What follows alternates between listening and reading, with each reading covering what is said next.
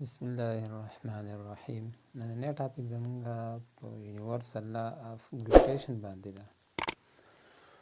دې خبرې چې لا اف یونیورسل ګریویټیشن دا څه وایي، سټیټمنټ یې څه دی؟ نو every body in this universe attracts every other body with a force which is directly proportional to the product of their masses and inversely proportional to the square of the distance between their center. دا لا موږ ته داسې وایي چې په دې یونیورس کې هر یو ابجکټ بل یو ابجکټ په یو فورس سره څه کوي، دا اټریکټ کوي. خو دغه فورس به څومره وي، د دې میګنیچیوډ به څه برابر وي؟ دا چې دا کوم دواړه باډیانې دي چې د دې دا ماسونه په خپل منځ کې ضرب کړي، د کومره به برابر وي؟ یو دا. بل د دې تعلق به د دې دواړو باډیانو د ډسټنس په منځ کې څه وي، انورس به وي، خو په دې ډسټنس باندې به څه وي، سکویر اخلي. نو ساده مطلب دا دی چې کله په دې یونیورس کې به هر یو ابجکټ بل ابجکټ راکاږي په یو فورس سره، چې دغه فورس به څومره وي، دا به ډایرکټلی پروپورشنلي د دغه دواړو ابجکټ د ماسونو ضرب ته، او انورسلی پروپورشنل به وي د دې په منځ کې چې کومه فاصله ده د هغې د سکویر. دا لا سټیټمنټ داسې دی. اوس میتھمیټیکل لیٹ کنسیډر these two spherical bodies which has mass 1 and the other body is mass 2.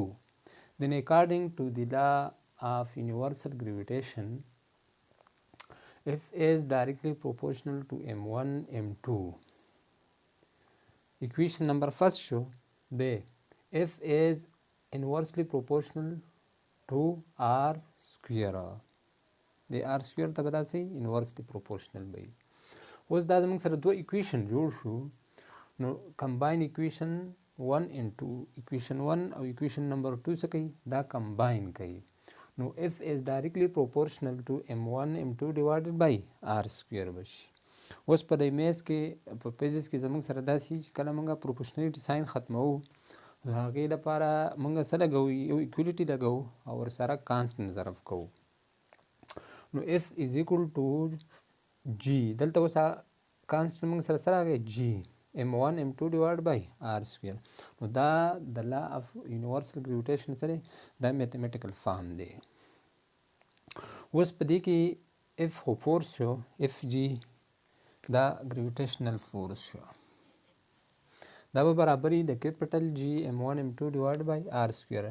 دا ګریویټیشنل فورس شو، جی په کې زموږ سره ګریویټیشنل کانسټنټ دی، m1 mass of first body, m2 mass of second body, and r is the distance between these two masses, where g is called gravitational constant. g زموږ سره دا یو کانسټنټ دی چې دې ته موږ څه ګریویټیشنل کانسټنټ وایو، او د دې قیمت د څه برابر دی، دا برابر دی د 6.67 × 10⁻11 نیوټن میټر سکویر پر کیجی سکویر.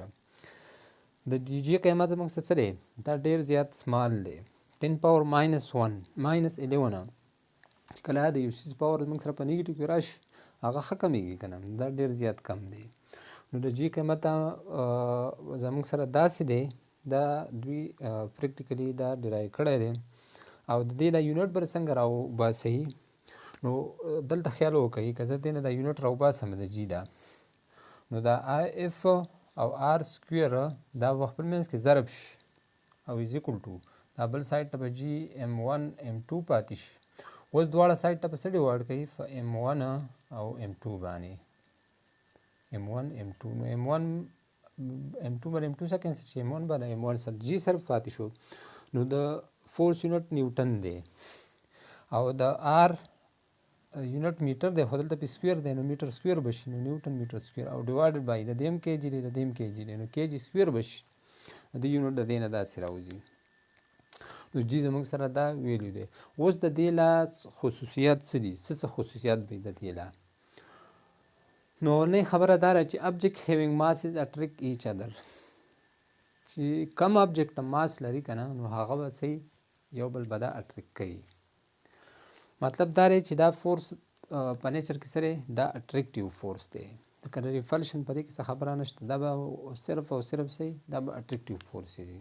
بل فورس آن بوث ابجکټ از سیم، خو دواړه ابجکټ باندې چې کوم فورس لګیږي نو دا به صحیح سیم به داسې نه چې یو ماس کم دی د بل دا سیوا دی نو سیوا فورس په سیوا یو د کم دا به کمی نه پر اله کې داسې وایي چې د دواړو د ضرب به برابر وي چې دواړه باډیانې ضرب کوي چې یو دې نه څومره فورس راغی نو دومره به M1 هم په M2 باندې اپلای کوي او M2 به هم په M1 باندې بیرته اپلای کوي.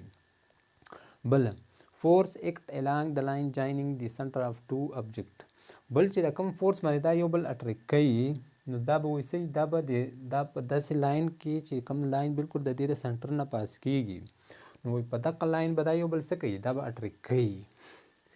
لکه فرض کا دا باډي دا لاین دی کنه دا د دې سنټر دی نو دا به داسې یو بل دا باډي نه دی دا M2 دا به دا M1 هم په دې ډایرکشن کې اټریک کوي او دا M1 به دا M2 په دې ډایرکشن کې داسې اټریک کوي ځان ته.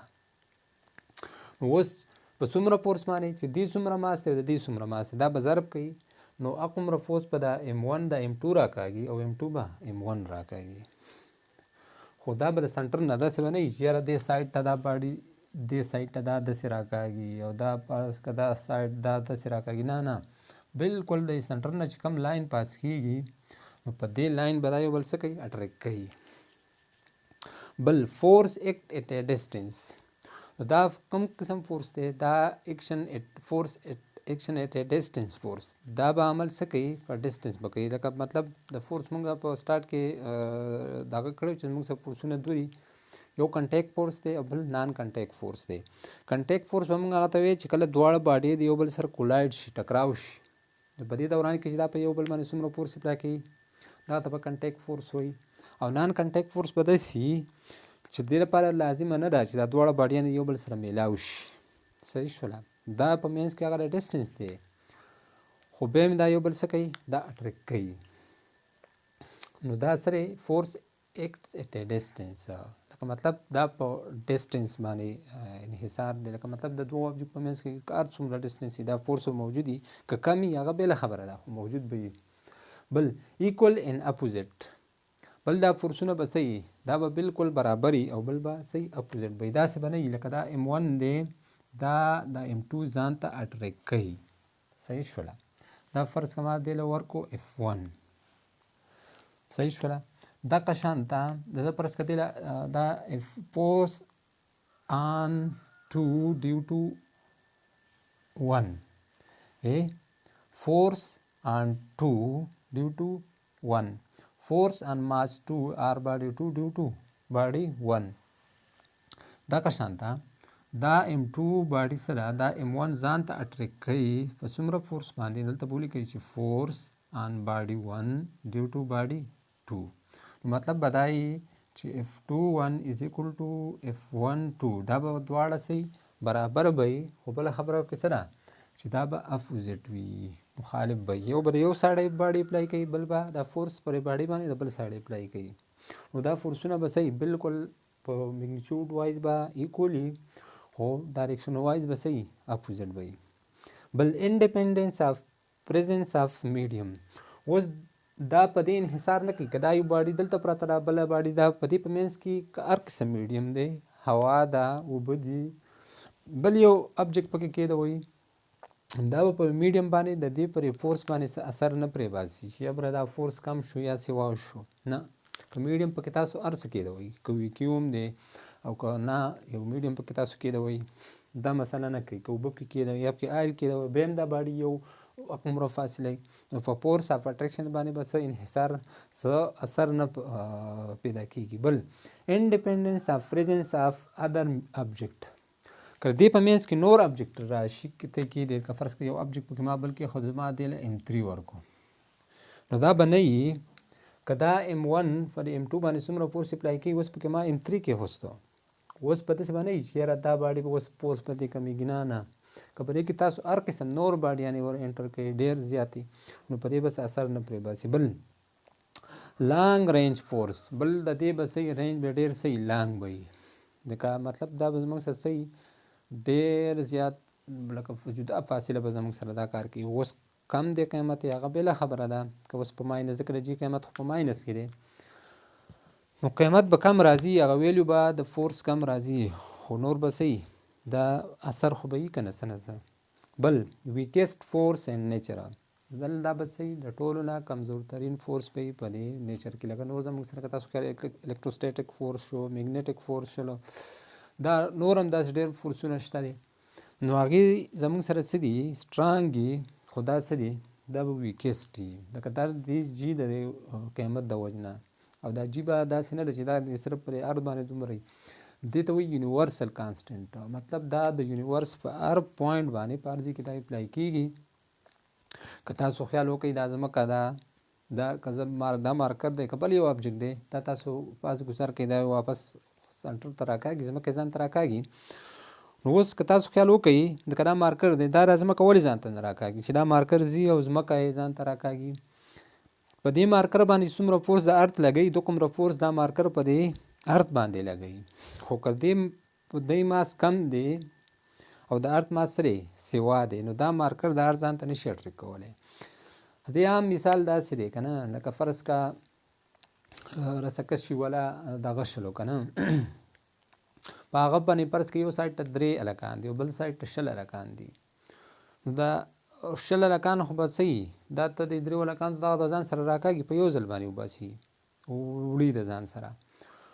خو که فرض کا دا 6 هلکان دا 3 هلکان پسې زور ډېر هم ولګوي که نه، خو هغه ته هغه نشي رسېدلی ځکه هغه ځان سره نشي راښکلی.